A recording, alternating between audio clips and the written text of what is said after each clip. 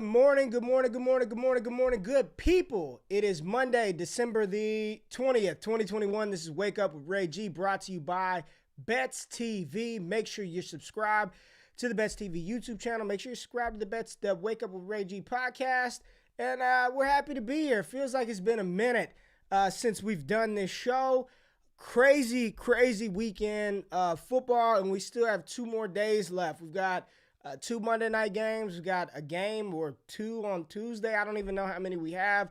COVID has completely wrecked everything. And on a Sunday in which we saw the fewest amount of touchdowns scored since the mid-1990s, if you advanced in your fantasy matchups, if you survived, kudos to you. We still got a lot of football left in order for all of that to kind of play out. But man, what a wild weekend of football. We saw some great performances from some players, Jonathan Taylor, and we saw some pathetic performances from some of the GOATs, Tom Brady. But neither here nor there. We will talk about some bets that we hit, some plays that we liked. Jay, how you doing this morning, my friend? I'm wonderful. It's a great day to be a Saints fan. I was over the Saints to cover last night. Super happy to see that. Tom Brady throwing fits on the sidelines, throwing Microsoft Surface tablets, saying he wants iPads out there. It's crazy, man. I saw crazy that tweet. World we're living I in. like that tweet. When you ask you for better an have, iPad, man. That was a good one. You ask for an iPad and then you get a Surface Pro. This past weekend was wild. I mean, it started off. We got to talk a little bit about Justin Herbert, Patrick Mahomes on Thursday, and then we saw Mac Jones and the Indianapolis Colts duel it out on Saturday. And, watching that game, everybody was like, the QB performances, they stink. This is why you can't start Carson Wentz. This is why you don't start Mac Jones. You probably would have done better off starting Mac Jones opposed to some of these other quarterbacks this past Sunday. Dak Prescott, Tom Brady. We had Tyler Huntley balling out of his mind for the Baltimore Ravens, almost leading a comeback versus the Green Bay Packers. Let's start with some news before we dive into the games. There was some really cool stuff happening across the sporting world. And Jay, one of the coolest things that I saw, from a nostalgia standpoint, from a parenthood father standpoint, was Charlie and Tiger Woods. You want to dive into that, man? Yeah, so, Charlie and Tiger Woods played at the PNC Championship this past weekend. They ended up coming in second place, unfortunately. But for people who don't know, Charlie's only 12. So Tiger playing with his young son, Charlie, only 12 years old. Charlie's swing is immaculate. He's going to be a pro more than likely if he wants to be. He's a really good player for 12 years old. But yeah, they broke the record for consecutive birdies in a row with 11. So that was pretty cool. They ended up losing to Team Daly. They fell 2 strokes shy. But really cool. And, Ray, even for you, like being a dad, I'm not a dad, but your biggest sport is football, right? Like even for you can't play football with your kids. And I think about like LeBron James and how he talks about wanting to play with Bronny in the NBA and how inspiring this must be for him because it's a legitimate, real goal for him. And it's something he can actually achieve. For Charlie and Tiger to play golf together, that's just spectacular. It's one of those things you just don't see very often.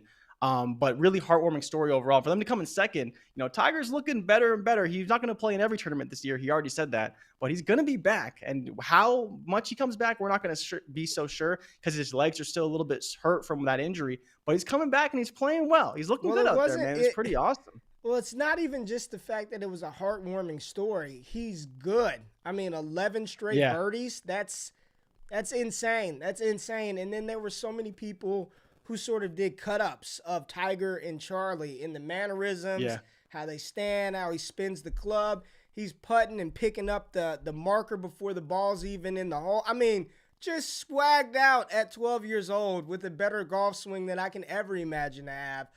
You watch Tiger look at Charlie, and it's truly like, that's my son. Like, that's my little me. Like, it was super cool to watch happen. A much cooler event to watch happen than what happened to Tyron Woodley. Good Lord. I did not order this fight, Jay, but apparently I didn't. You're a fraud.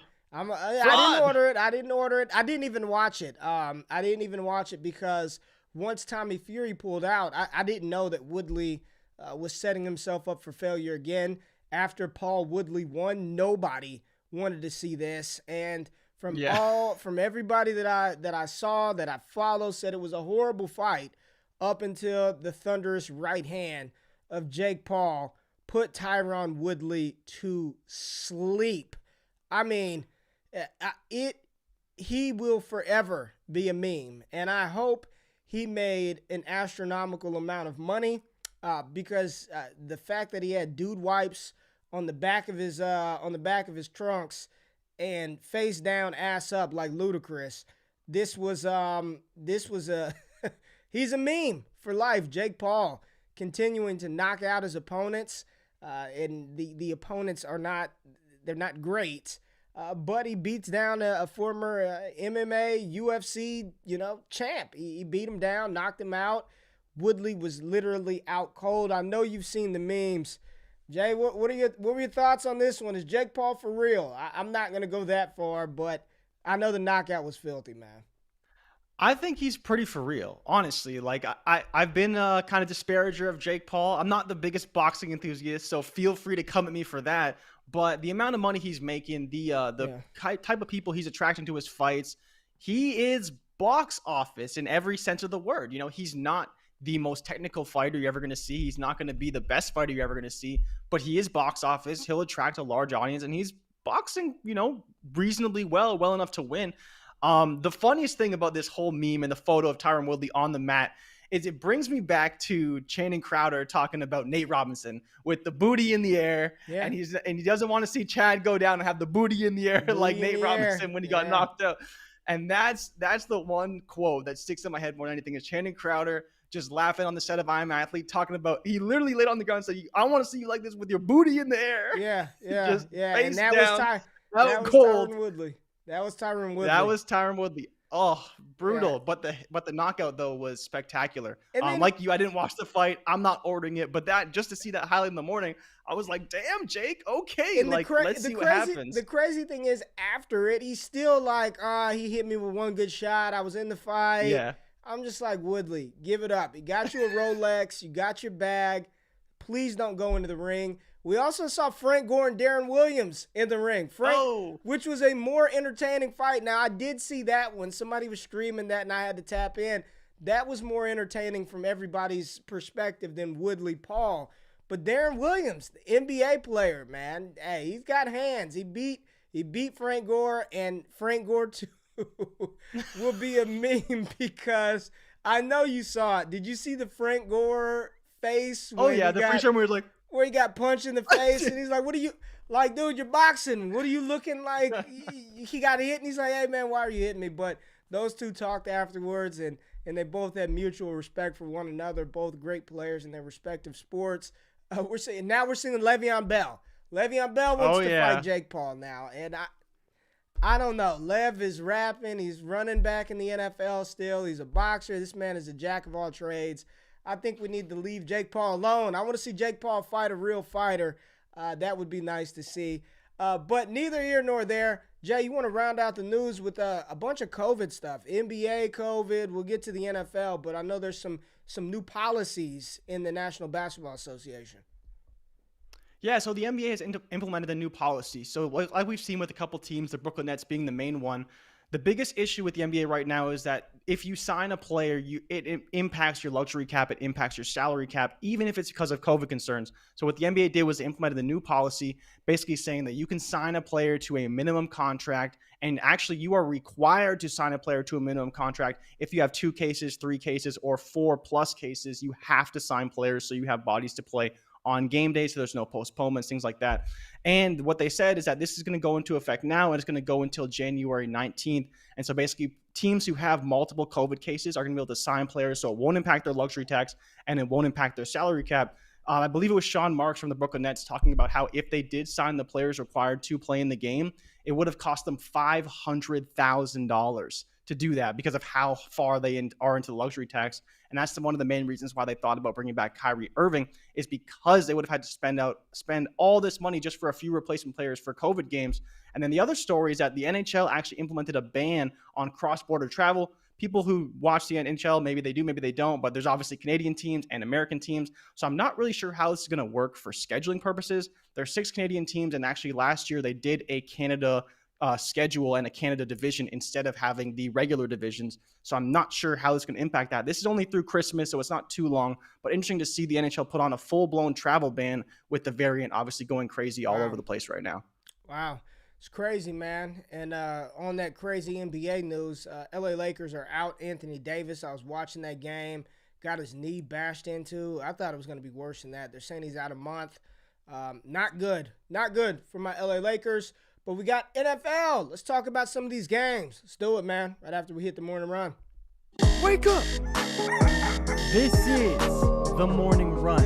Run, Forrest, run!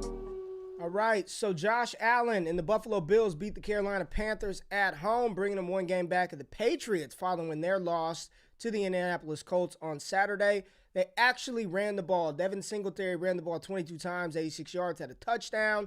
This is the type of balance that Buffalo's needed. Josh Allen's foot, not all the way 100%. He took a nasty hit in that game, too, where his foot was rolled up on. I believe it was the first series of the game. So, they got to protect Josh Allen. We didn't see him run nearly as much as he normally has. And this is the type of balance that Buffalo needs. You cannot just continue to bash your quarterback, up the middle and on the outside like he's Derrick Henry. Protect him. Use your running back. I know Singletary, Moss, Breida, Moss was inactive, but I know they're not the most talented running backs, but protect your guy. You're making a playoff push. Keep Josh Allen healthy. Cam Newton is done. Dunzo. From a quarterback throwing the football perspective, the fact that he was able to pull $10 million out of Carolina and 5 of it is guaranteed, kudos to him because he has no business starting at quarterback for any team in the NFL. All of his upside, all of his ability now rests on his legs. Carolina should be in the market for a quarterback, and we'll see if they're in the market for a head coach after this season. The Detroit Lions, probably the upset of the year. I thought it was Jacksonville over Buffalo. It's 100% Detroit over Arizona, and Arizona did nothing. I believe Detroit held the ball damn near the entire first quarter of that game, held the ball the first quarter, had it a large part of the second quarter. Kyler Murray, ineffective. We know DeAndre Hopkins is out for the season. A.J. Green didn't get involved. They continue to throw Rondale Moore passes behind the line of scrimmage. James Conner, he got loose a couple of times, but overall, Kyler Murray looked bad. And, Jay, I've been saying it for weeks on end. I was never 100% bought in on who? The Tennessee Titans nor the Arizona Cardinals. Not bought in on those two. Wasn't in on Kyler Murray for NFL MVP, and I think his chances are pretty much ruined. This was a game where everybody in the world had Arizona favored, and they came out and laid an absolute dud. Cliff Kingsbury, we'll see how it plays out. I still think he's a fraud. I think the Arizona Cardinals are a fraud. I love Kyler Murray. I love some of those players, but when you're talking about the top teams in the NFC, I watch Arizona, and I just don't see it. I don't see it. Kudos to Detroit, man. I'll just say, that's a team where without a lot of talent around them, their strength, some of their offensive line players, they got a cornerback, man, number 24. I forget his name. I think he's got 6 interceptions on the season, had a spectacular pick in this one. Talented young man, Amon-Ra St. Brown playing well. We know Swift is hurt. Craig Reynolds running the ball. Craig Reynolds, we're talking about somebody named Craig Reynolds for $1 million. I couldn't tell you where he went to college. But these guys play hard for Dan Campbell. And I like the fact that they're not embracing the tank for the number 1 overall pick. I think that belongs to Jacksonville now. So Jacksonville has been picking inside the top 10, I think for 10 straight seasons. Something crazy. It's something ridiculous like that of how many top overall picks they've had, number 1 overall picks over the past 10 years. It's crazy. But Detroit, Dan Campbell, I think he's going to be all right. I think they play hard for him. That's more than what can be said for the Jacksonville Jaguars and that team that was run by Urban Meyer, who they did not play hard for. This was a big loss for Arizona. They're tied with Dallas. They're tied with, I think, Green Bay may have jumped ahead of them. They're tied with Tampa Bay. Yep. This was not a good loss for the Arizona Cardinals. The Miami Dolphins, they beat the Jets 34-24. They had to come back in this one. The Jets got out on top of them early. running the ball, Tua throwing picks. No Jalen Waddle. Looks like they need Jalen Waddle. But Duke Johnson, renaissance, man. The revival, 22 carries, 170 yards, 2 touchdowns. This is 6 straight wins for the Dolphins, who have gone 7-1 over their last 8 games. They've got a legit shot at the playoffs. It's crazy. They've got a legit shot at the playoffs. The Miami Dolphins, led by Tua and Brian Flores. The Titans, once again, the frauds of Tennessee, lost to Pittsburgh 19-13. And I don't want to bash on Vrabel and Tannehill like so much because they've lost Derrick Henry. There is no A.J. Brown.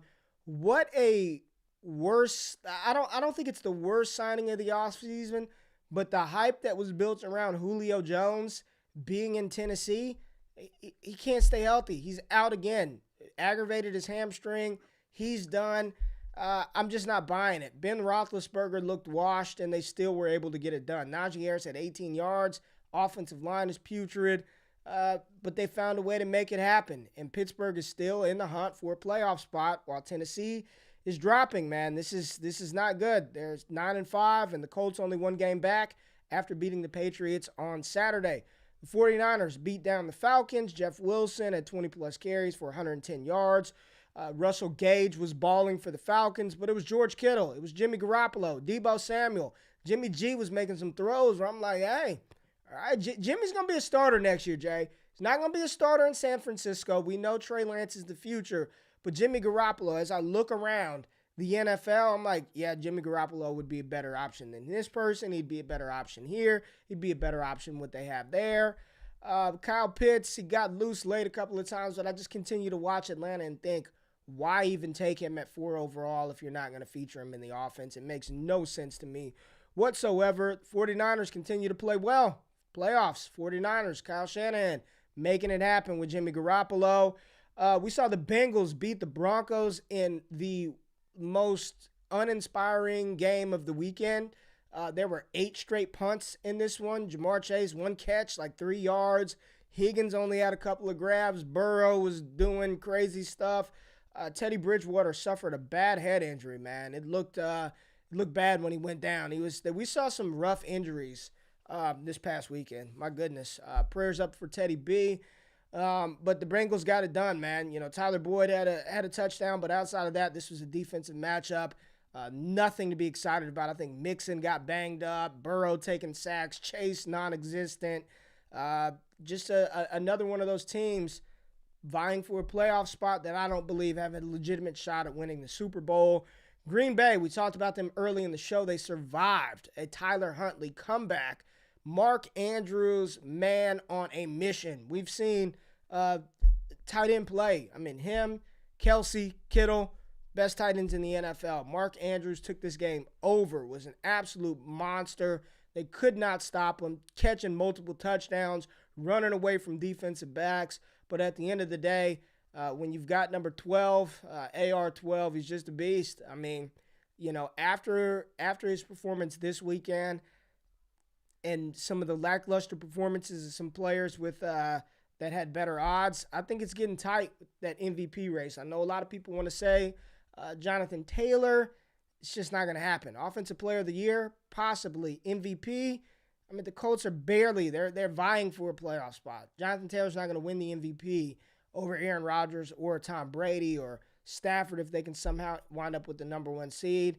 But he is playing well, and that goes to that Saturday performance. Jonathan Taylor, 29 carries, 170 yards, and that game-sealing 69, 67, however long touchdown it was. Did you see the tweet that I put out there, Jay? Where J.C. Jackson? Where he's running full speed, 40-yard line, and he stares him down for about 8 yards.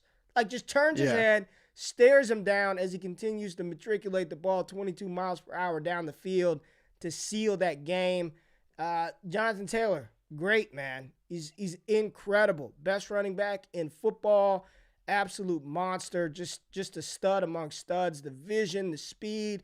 And they needed it because Carson Wentz completed 5 passes. And no, there was no snowstorm. There was no wind.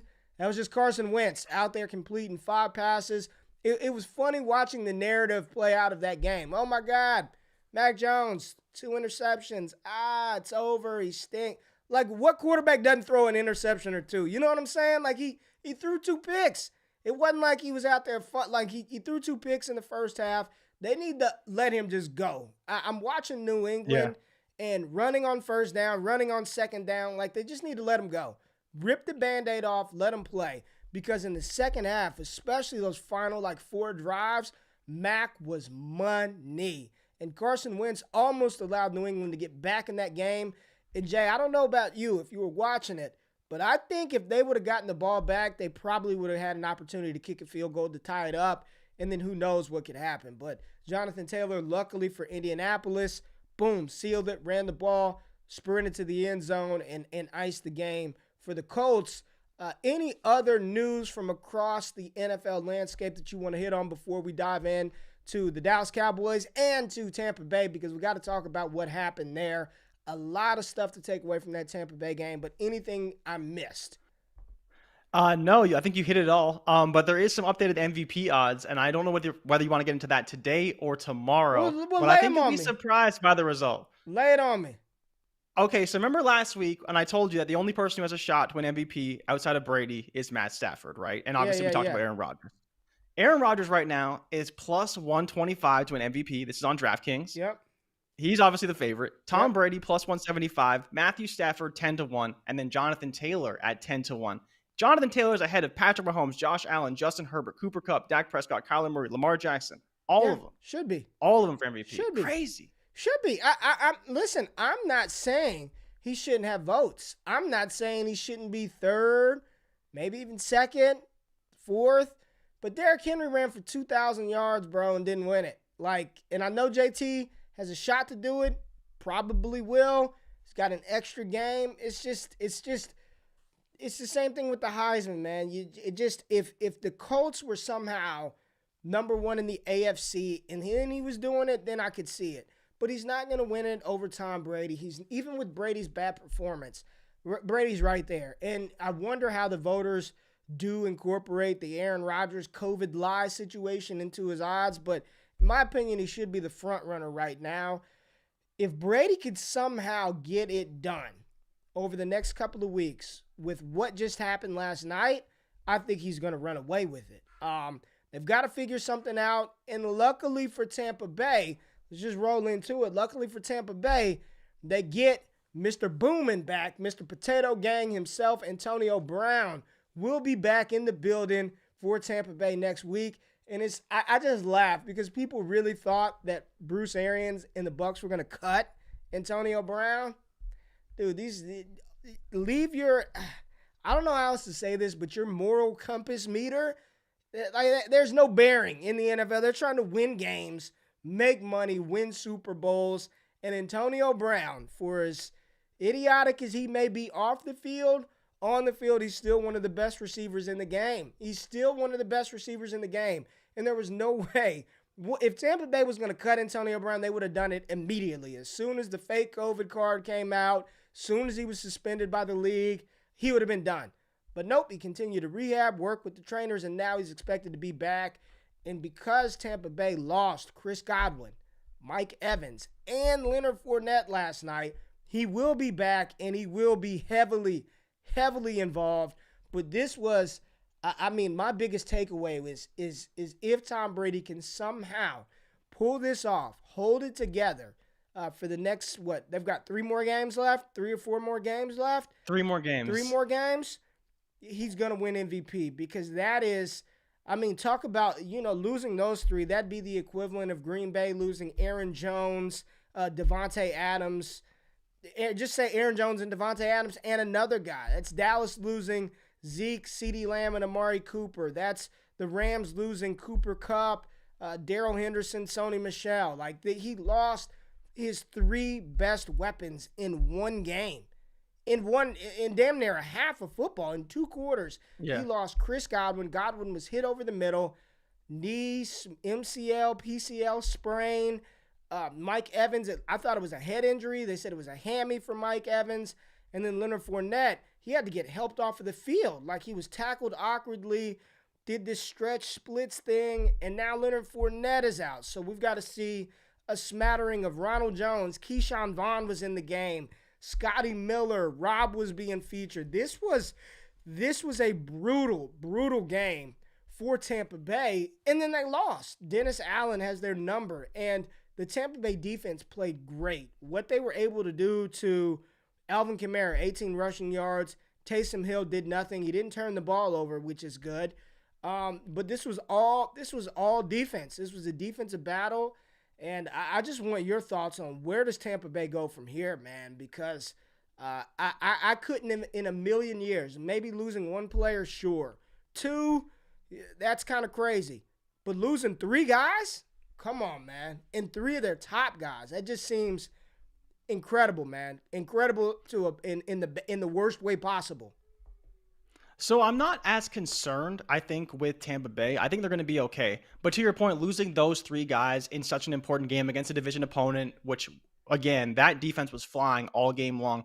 They played cover 2 on 42% of snaps, the highest percentage they've played all season. And it's the most that the Bucs have faced all season. On top of that, the last time the Saints played cover 2 that much was week 1 against the Packers when they blew them out. What is it, 33-3 or something like that? So again, another team playing cover 2 against a very prolific pass offense, shutting them down. The Saints were flying out there. I told you guys they're going to be ready to play this game. They always are. But I'm not as worried about them long term. We've seen Tyler Johnson have good games against decent teams. We've seen Jalen Darden get involved. We've seen Scotty Miller have good games. And I think it's just with this week of practice, getting Antonio Brown back. We'll see about Mike Evans. Hamstring injuries are kind of fickle. Same thing with Leonard Fournette. Hamstring injuries are kind of fickle. I'm not sure if we got an official report for what happened with Chris Godwin. Like you mentioned, he was hit low right in the knee. I thought for sure he was an ACL, MCL, like he was just done for the year. He walked off, they declared him out, but I don't think we've gotten any official medical diagnostics yet on what happened to Chris Godwin. I'm sure we'll hear more today, but I think the Bucs are going to be okay for the season. Now for the playoffs, that's a different story. But again, they have the Carolina Panthers twice and they play the Jets. So 3 not so difficult opponents. Right, Obviously, right. The game against the Panthers, one will be at home, one will be on the road. And then the Jets game is on the road, but not as worried about the Jets right now. Zach Wilson's going to get just demolished by this Bucs defense no matter what happens. So I'm not worried about them right now. But to your point, they don't have the number 1 seed anymore. They're not even really necessarily in the running unless the Packers drop a game. The Packers are all alone at the top. Arizona lost and Tampa Bay lost. Those were the 2 people who they were tied with at 10-4. So the Packers now sit alone at the top of the NFC, and I think they're going to run away with it. Like, I don't see them foregoing that number 1 seed. To your point, Tampa Bay's probably not going to lose a game the rest of the season, maybe against the Panthers if they play well. We know they've talked about Sam Darnold potentially coming back. If these guys are really legitimately hurt, we'll see. But I think Antonio Brown by himself can have a 150, 200-yard game with 15 targets and get it done for Brady. Gronk's still there. He's still going to get a ton of targets. So I'm not as worried about the Bucs for the season. For the playoffs, though, we'll see what the health is for the team going into the playoffs. Yeah, man. I mean, and those injuries ruined all props. Like, I had, Chris Godwin to score a touchdown. I had Mike Evans. Like, they got hurt. It ruined everything. Leonard Fournette, I think he had 5 or 6 receptions by the time he left.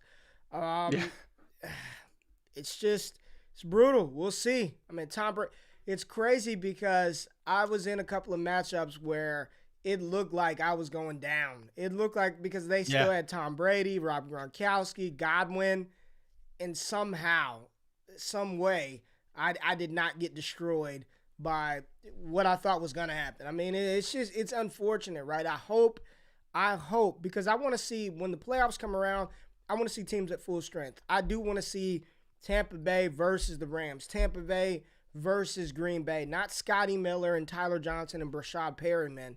I hope if I'm Tampa Bay, and I want to ask you, if you're Tampa Bay and you're Bruce Arians, knowing you've got 2 games versus Carolina, 1 game versus the Jets, I mean, would you even risk it with any of those 3? Like, honestly, I don't even know if I'd play him, man. I'd be like, look, y'all rest up for 3 weeks. We need you in the playoffs. Like, I wouldn't play him, man. I wouldn't play him.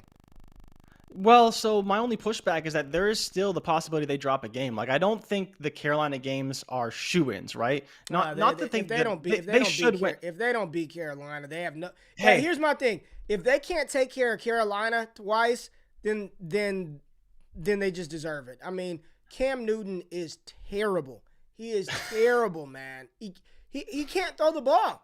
He cannot throw the ball down the field. And I'm not even trying to be funny. He can't push the ball down the field. If they can't get it done without those 3 wide receivers versus the Jets and 2 versus Carolina, I mean, come on, man. Come on. I agree with you, but I don't think those are shoe-in games. Like you talked about, the personnel isn't there. So we'll see what happens in those games. They're probably going to be closer than we want them to be, but I do think the Bucs are going to win. But then to your point is that it depends on the severity, right? Mike Evans, I don't know how severe it was. He caught that pass against Lattimore, had a bit of a hamstring injury. Severe enough to where they ruled him out immediately. It wasn't like he's immediately out. Like, I'm going by the word of medical doctors and what do they know? They're not actually, diagnosing these players. But when you're immediately ruled out, like, he ain't coming back. That's probably not good. No, I agree with you. And so we'll see if it's a grade 1 hamstring strain, and hopefully he can come back. But I think to your point, the bigger issue is that it depends on where they're at. This week, we'll see. Fournette and Evans maybe could play. It depends on the severity of the injury, how they recover throughout the week. Godwin, though, is the one to me that really scares me because I really don't know the severity of that injury, and it could be multi-week into the playoffs. They've already said, Rappaport already said he's going to miss time. He's missing weeks. That came out last night. Yeah. He's missing multiple weeks. He's missing multiple weeks. I mean, I'm concerned about all of them. That's the biggest loss to me. It's because whether it's Godwin or AB, they're the ones that really move the chains in that offense. As much as Evans can get deep and make plays, it to me is AB and it's Godwin are the 2 keys to that offense. And obviously Gronkowski too. And Fournette. I mean, you don't trust Ronald Jones. Now Jones on his 8 carry, he's faster than Fournette. Like, you can tell there's some different type of juice there with Ronald Jones. But I don't know if it's just me. But every time Ronald Jones carries the ball, I'm looking like, did he fumble? Like, every time he hits the ground, I'm like, did he fumble? Did he fumble? I think he's a talented back, man, but he can't hold on to the ball. This is a problem for the Saints. We'll talk about the Cowboys tomorrow. I want to talk about we've got 2 games. 2 games. What is it, a Monday afternoon game? Is that what it is, Jay? Monday yes, afternoon? sir. It's, I believe, at 5 o'clock Eastern. So for you, you could probably be just gearing down from work, and your Raiders will be playing in Cleveland today. No, I got Cleveland a Raiders shirt 3. on today, too. I got a Raiders shirt on. Yeah, Las Vegas Raiders, Cleveland. So what is this thing? So they've got COVID. They've got time to, by 2 o'clock, they got to finalize their rosters. So Baker, is there any indication if he's cleared? All the 29 players from Cleveland, have they been cleared, or will we find that out closer to kickoff? So I think by 2 o'clock, that's when we'll really know what's going on. So like you said previously, I believe they have 23 players still in protocol. Baker, I believe, said he hopes to clear, but what does that really mean in this COVID economy as to whether or not Baker's going to play? Right. So we should find out by around 2 o'clock who's cleared, because they're going to get their tests, right? Then they're going to either test positive or they're going to test negative. We know that the guard for Cleveland did clear already, and he cleared yesterday. Yeah, Wyatt Teller. So he's going to be back. Which is great for Nick Chubb. And then as well, we'll see whether it's Baker or whether it's Nick Mullins calling the plays this week for the Browns. It'll be interesting, but Nick Chubb is going to be the staple in this offense. Yeah. Raiders allow 125 yards per game. That's why Cleveland's still favored, because as long as Nick Chubb is healthy, and we've said this for a long time, that team goes with Nick Chubb. The defense is great. We'll see who's there. I know the Ronnie Harrison he's one of the guys who has COVID. So we'll see what the defense looks like on this afternoon. But by 2 o'clock, we should know. So make sure if you're in fantasy, check around 2 o'clock, 3 o'clock, who's active, who's inactive, so you can make some swaps if you need to. And then later tonight, Chicago, Minnesota. But I think this game's all about Nick Chubb. I think the Raiders are reeling right now. They're not playing well. They're not playing good defense. It depends on how good Nick Chubb plays. Whether or not Baker plays or Nick Mullins plays, I'm not too worried. I honestly kind of want to see Nick Mullins play a little bit, because we might see some deep shots at DPJ. He's not afraid to chuck it deep, and that I do like from Nick Mullins. Baker, playing a little bit more safe, but I like Mullins a lot. And so I kind of hope Baker just can't play and we see some Mullins, and then we see Nick Chubb running wild on the Raiders today. And Nick Chubb is going to go nuts tonight. Nick Chubb is going to go nuts. And the fact that Bruning just said Harrison, Hill, Grant Delpit, Greedy Williams, all in protocol, does that bode well for Derek Carr? Is Derek Carr? I think it does. Is Derek Carr going to have a good game? These are his numbers on PrizePicks, 245. My only issue is, if Cleveland does stick to the ground game, shorten the game up, is Carr going to have enough time to throw? We know Darren Waller's not playing in this matchup I mean, it's literally going to be Hunter Renfrow or bust for the Raiders. Maybe Josh Jacobs gets involved in it through the air a little bit, maybe. I don't know, man. 245.5. He should, but I just don't know if he's got the weapons, even with Cleveland being down so many defenders. Is this something that you'd feel comfortable with taking the over? I'm not confident, actually. I'm in on the under in this game. Now, this is part of the second half of my power play that I'm going to be making tonight. And this number is actually already up to 250.5, which is nuts. So I made this graphic last night. It opened at 245.5, and now it's at 250. Now, there's this narrative, right? The Browns defense isn't going to play very well. They're not going to have all their guys. But I'm not worried about that because the scheme is going to keep Derek Carr contained, and they don't have the weapons to go downfield and make big plays. And that's what the Raiders offense was early in the season. They were completing the most deep passes, whether it was to Henry Ruggs or it was to Deshaun Jackson. So we'll see. But I think that, to your point, Hunter Renfrow is going to be the staple in this offense. He could have 100 yards. And even still, Derek Carr might only have 150, 180 yards in this game. Now I want to ask you, Hunter Renfrow over under 74.5 yards today is on Prize Picks right now. I like the over. Yeah. I like the over. I mean, this is the type of game when we talk about Defensive Player of the Year. This is Myles Garrett. If Myles Garrett goes out here and wreaks havoc on that Raiders offensive line, on Derek Carr, one deep, this could solidify it for him for Defensive Player of the Year. I think TJ Watt had a half a sack yesterday. I'm not sure he had a full sack. What was interesting about TJ Watt, their defense is ranked like 31st in the NFL. I'm just like, even though he's getting a bunch of sacks, how can you put a player whose defense ranks so poorly as defensive player? I just don't think it's going to happen. This could be a really big game for Myles Garrett. I think Nick Chubb over. Like, if there was a prop for Nick Chubb rush attempts, I'm taking the over on that. What's Prize Picks got Nick Chubb? What do they have Nick Chubb's rushing yards at? They haven't given him a number yet. They're still running scared. They're still running scared from Nick Chubb. Come on, yeah. Picks. Give us a Nick Chubb. They're still running scared from Nick Chubb. Give us a Nick Chubb. I do like Hunter Renfrow. We'll see. I got Josh Jacobs earlier in the week. I think I got his over at 47.5 rushing yards. Wow. Josh Jacobs. 54.5 now. So you got some nice overlay there. Yeah, I got it at 47.5. So I got that locked in. Here, let me tell you my Cleveland play real quick as we get ready to get into the second Monday night game. So I've got, and all these will be in the pick tracker. I think these ones are already.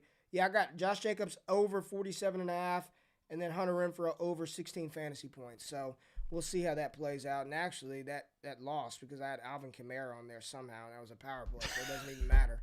The line doesn't even matter. I've already lost. I lost a unit. I got. So okay, okay, but question for you: do you like Josh Jacobs at 54.5, even against this pretty solid Browns defense? Maybe missing some guys, but 54.5 for Jacobs. How do you feel about it? 47.5 though was a great number. I felt better about 47.5, but I still think I'll take him to get 55 rushing yards. I mean, no Darren Waller. I like 47.5 better. That's why I locked it in. I like 47.5. All right, we've got a second Monday night game. Where's it at? Here we go. We got Minnesota, Chicago. Well, that's Jefferson prop. We'll save your Jefferson prop. Here we go. Minnesota favored by 6.5. Over under 44.5. I know you're gonna love Justin Jefferson. I'm gonna love Justin Jefferson. Jalen Johnson, cornerback for the Chicago Bears. He is out this game. He just entered the COVID protocol yesterday amongst all the other players on Chicago's team that will be missing for COVID. Kirk Cousins is playing 250.5 passing yards. He plays well in Chicago. Dalvin Cook, 85.5 rushing yards. After his monster performance, I'd be inclined to mess with that. Justin Jefferson, 89.5. I know you're going to get into his indoor-outdoor splits. Jefferson, what do you want to say? You've got some nuggets, Jay. You've got some good nuggets on Justin Jefferson, so I'm going to give you the floor. I'm not going to steal these off the show sheet, but go ahead and have it, man. You got some good nuggets here. So Justin Jefferson, he is a man of many talents. He's great at playing indoors. He's great at playing in Chicago, apparently. And he's great at being as good as all the Eagles wide receivers combined. So we'll start with the over-under of 89.5. It's a high number, but there is nobody in the Chicago secondary. They're all in COVID protocols. I don't think many of them are going to clear. So basically wide open, no competition for Justin Jefferson. But he's the only guy in town. We know Adam Thielen's probably still hurt. I don't believe he's supposed to be playing in this game. No, but he's not. let's just assume he's not playing. He's KJ not. Osborne not going to take any targets. Tyler Conklin not taking targets. Maybe Dalvin Cook. I don't see it happening. But Jefferson in games are outdoors. This game is in Chicago. So it's going to be cold as hell tonight in Chicago.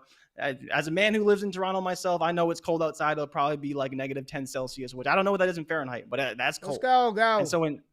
And so Jefferson in outdoor games, 63 yards per game. 63 is a big disparity over 89.5. And that's the only reason why I'm considering taking the under. When he played in Chicago last time, he had 10 receptions for 135 yards. And the stat about him and the Eagles wide receivers, he has 1,288 yards and 8 touchdowns on the season. The Eagles receivers have 1,466 yards and 8 touchdowns. So Justin Jefferson almost outproducing the entire Eagles wide receiver corps by himself. Wow. Well, I'm taking the under in this game. I don't want You're taking Jefferson. the under. You're taking the I don't want. under on I don't Jefferson? want. I don't Oh, care about man. the secondary. I don't care about. I'm rolling with the splits. The splits are the splits, and I'm rolling with them. You're going But with the data. What I will say. Going with What I the will say data. though is I think this number is going to get propped up by the sharps, by the analysts saying, "Oh, Jefferson's over, Jefferson's over, Jefferson's over." So I think you get a better number than 89.5 if you want to wait on it. And I would probably be waiting on it potentially, depending on how the other lines move. You talk about Justin Jefferson. I want his under. I want Kirk Cousins' under. And I want Justin Fields' over rushing yards. They're only at 34.5 right now. And I just love that number. I love that for Justin Fields to run all over this Vikings defense. All right, so you got a little 3-leg power play. You've got Kirk Cousins under 250.5, Jets under 89.5, and Fields over 39.5. And then if you want to add a couple of more picks on there from tonight, Hunter Renfrow over 74.5 and Derek Carr under 250. Five pick flex play on power picks. Is that what you're gonna roll with, Jay? Yes. Yeah. I'm gonna lock that in right now. But yeah, and to your point about Fields, the crazy thing is that I did still like it at 39.5, but it has dropped to 34.5 now. So I'm gonna put it in right now, and I'm gonna get that 34.5 locked in. I like Fields. Yeah. I like that. I think I'm gonna do something with Dalvin Cook. I think they're gonna continue that momentum. Dalvin Cook looked fantastic last week. He's fresh. He got an extra day of rest. I think I'm gonna roll with Dalvin Cook's over. I cannot, in good faith and conscience, take the under on Justin Jefferson, but I do like Jets to score a touchdown. So I may take the Justin Jefferson over half a touchdown, Dalvin Cook over 85.5 yards, Justin Fields over 34.5 rushing yards. I want to see what Hunter Renfrow's reception total is at. What's it at? 6.5 probably? Probably 6.5. It's not out yet. They used to have a Jets touchdown out, but they pulled it. They pulled the touchdown? They did. It may go back up, but it's pulled right now. It was there last night, but it's pulled. Okay. But yeah, no line for anybody. Touchdown, you can get Mooney at 4 receptions if you like that, and Komet at 3 receptions. I don't like if you like either of those. Those are available right now. I don't like either of those, but I do like Nick Chubb's over rushing yards. So I think I've got 2 backs, Chubb and Cook. I'm rolling with the guys I know that are going to touch the ball 20 times. I want the over on Chubb and Cook. I'm locking that in. I also want the over rushing yards for Justin Fields. I'm with it. I'm going to wait to see if Justin Jefferson gets a touchdown line as 4 legs. I may stop there. I don't want to push my luck too far. I'll see what Hunter Renfrow opens up at.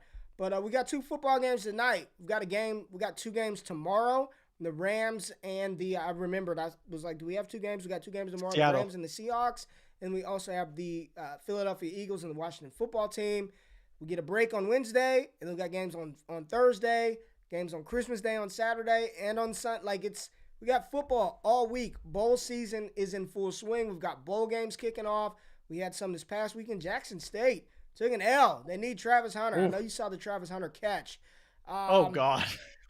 My man Ryan says the Jets touchdown still shows up for me. I'll take it. I'm locking that in. I want that. I want Justin Jefferson to score a touchdown.